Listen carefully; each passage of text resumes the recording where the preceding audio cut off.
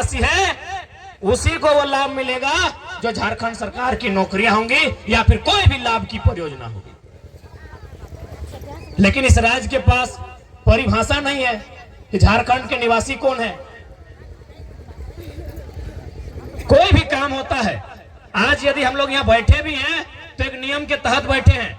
माताएं बहनें एक साइड बैठी हैं, पुरुष लोग मर्द लोग एक साइड बैठे हैं। नियम है ना भाई, नियम से चला है।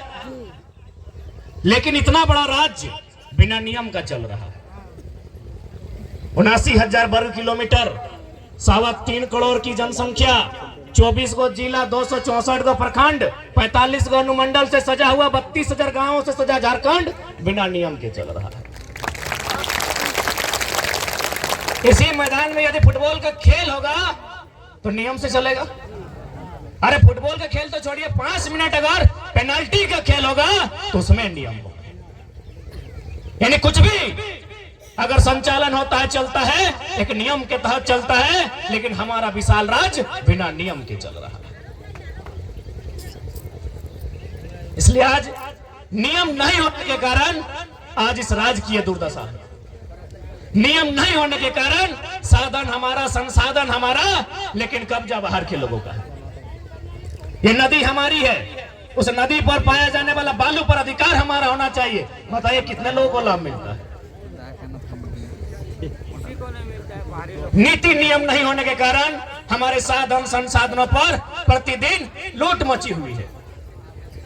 कहीं कोयला, कहीं अभ्रक, नाना प्रकार के खनिज संपदा इस राज्य में पाए जाते हैं और उन पर आज लूट मची है, कारण नियम नहीं है। अरे संसाधनों की तो छोड़िए, आज सभी गारे किधर बुतुर छवा पहला जीवे कराते और हिंदे सोना हाथू बुंडू तमार सिल्ली के तो छवा सब ज्यादा रांची के हॉस्टल में आते। हमने रांची के पीजी हॉस्टल जब भी जाए अपने के परिचय मांगा है तो बोलते अपने बोलते रहो कि नहीं हमने तो सोना हाथू धन से ही हो, बुंडू तमार से ही हो, सिल्ली से ही हो। यानी सबके घर से बच्चा से पढ़े ले जाए ना। रांची में सभी ने अपन बच्चा सबके पढ़े ले भेजला कि नहीं, की ले भेजला पढ़े ले कि भैया बच्चा पढ़ता है, लिखता है और छोटे मोटे को कोई बढ़िया काम करता है ताकि भविष्य में घर परिवार चलते रहे। यह सोच के भेजला।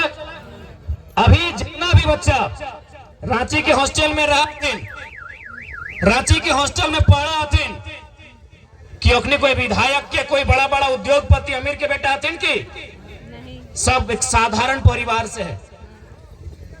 माता पिता बड़ी मुश्किल के साथ पाई पाई जमा करके खेती बाड़ी के माध्यम से साग सब्जी बेचकर, अरे कभी कभी तो सुनते हैं अपनी गहना गुड़िया को गिरवी रखकर, पिताजी अपने खेतों को गिरवी रखकर अपने बच्चों को रांची पढ़ने भेजे। इन परिस्थितियों में हम अपने बच्चों का परवरिश कर रहे हैं, उन्हें पढ़ने के लिए रांची, किसी को धनबाद, किसी को टाटा, तो किसी को बोकारो, तो किसी को हजारीबाग भेजे हैं।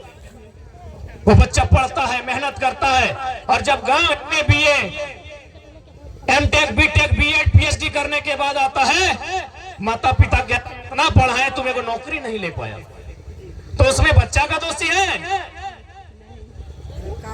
अच्छा खासा पढ़ाई लिखाई होने के बाद, बहुत ज्यादा पैसा खर्चा करने के बाद जब बच्चा नौकरी नहीं ले पाता है तो माता पिता एक बार फटकार लगाते हैं कि अरे तुमको तो इतना पढ़ाए, इतना पैसा खर्चा किए, तुम कुछ नहीं कर पाया, तो क्या केवल वो बच्चा दोषी है? जी नहीं, उससे कई ज्यादा गुना सरकार दोषी है। क्योंकि आपके बच्चे का भविष्य का निर्धारण रांची की विधानसभा के भीतर जो नियम बनेगा, जो नीति बनेगा, वहां तय होगा। इसीलिए यदि गुस्सा अपने बच्चे पर आता है तो मैं तमाम अभिभावक से विनती करूंगा, इस बार गुस्सा आपके बच्चे पर नहीं, जिन्हें आप विधायक चुनकर भेजते हैं उन पर दिखाइए। असली गुस्सा उन पर दिखाइए कि हमने आपको बड़ी उम्मीद के साथ अपने वोट देने का काम किया, बदले में आपने क्या किया? किसी ने टाटा के साथ समझौता किया, किसी ने अग्रवाल के साथ समझौता किया। हमारे बच्चों के लिए आपने क्या किया? आज जितने भी हुक्मरान रांची विधानसभा के भीतर जाकर बैठे हैं, उनके बच्चों कोई विदेश में पढ़ता है, कोई दूसरे राज्यों में पढ़ता है, और हमारे और आपके बच्चे। इसलिए यदि आपको गुस्सा आए तो गुस्सा अपने बच्चे पर डांट फटकार के रूप में नहीं, जिन्हें आप वोट देकर विधानसभा में भेजते हैं उन पर दिखाइए। ये आंखें लाल उन पर कीजिए, ये कड़ा तेवर उन पर दिखाइए जिनको आपने मतदान देने का कहा। क्या हम गलत कह रहे हैं? आप हमसे आयु में बहुत बड़े हैं, हम भी एक छोटा सा छात्र हैं, साल भर पहले हम लोग को कोई जानता नहीं था। क्या हम लोग गलत कह रहे हैं? नहीं। आज क्या परिस्थिति है हमारे सामने? जाइए कागज और कलम लेके सर्वे करके आइए। आप रांची जिला है तो रांची जिला का सर्वे करके आइए। नीति नहीं बनने के कारण यहाँ जितने शिक्षकों की बहाली 2016 में हुई है, 1-2% आपके लोग हो सकते हैं जो मास्टर होंगे। यदि प्रिंसिपल की बात आएगी वो यूपी बिहार एमपी का होगा। राज बनेगा बिरसा मुंडा के बलिदान के बाद, राज बनेगा सिद्धू कानूनी अमर पीताम्बर के शहादत से, राज बनेगा रघुनाथ मातो, पुली मातो, निर्मल मातो के रक्त से, राज बनेगा एक भिखारी टिकैत उमराव के खून से, और नौकरी बांटे जाएंगे यूपी बिहार बंगाल एमपी को। ये कैसा इंसाफ है? ये कैसा इंसाफ है? आप ही बताइए। और भी राज्य हैं, हमारे राज्य के बगल में बंगाल आता है, एक तरफ उड़ीसा है, एक तरफ छत्तीसगढ़ है। क्या है वहां नियम? बंगाल में साफ साफ लिखा होता है, यदि आप बंगला भाषा जानते हैं तो फॉर्म भरिए।